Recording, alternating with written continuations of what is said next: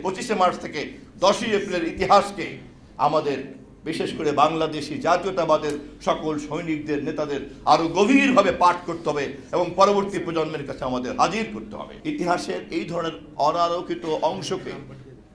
আলোকের পাদপীঠে নিয়ে আসার জন্য ভবিষ্যতে অব্যাহত উদ্যোগ রাখবেন। শহীদ রাষ্ট্রপতির মুক্তিযুদ্ধের স্বাধীনতা যুদ্ধের ঘোষণা, বিদ্রোহ, 7ই নভেম্বরে তার বিপ্লব ও সংহতি দিবসের ডাক,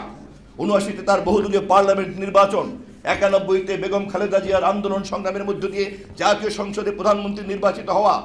দীর্ঘ 17 বছরের প্রবাস জীবনকে অতিক্রান্ত করে দেশনায়ক তারেক রহমানের গত 12ই ফেব্রুয়ারি নির্বাচনে আবার প্রধানমন্ত্রী হওয়া, এই সব কিছুর মধ্যে নিহিত আছে এই দেশের মালিক সকলের এবং সকল মালিকের এবং সকল দলের গণতান্ত্রিক সাংবিধানিক অধিকার নিশ্চিত করার একমাত্র দক্ষতা এবং যোগ্যতা রাখে বিএনপি, বাংলাদেশ জাতীয়তাবাদী দল। এবং সে কারণেই শহীদ জিয়ার যুদ্ধের দেশপ্রেম আর দেশে সকল দলকে সাথে নিয়ে গণতন্ত্র প্রতিষ্ঠা করা এবং তার প্রাতিষ্ঠানিক রূপ দেওয়ার যে চেতনা, এ দুই একই মুদ্রার রিপিট আর রিপিট এবং একে অপরের অনিবার্য অংশীদার।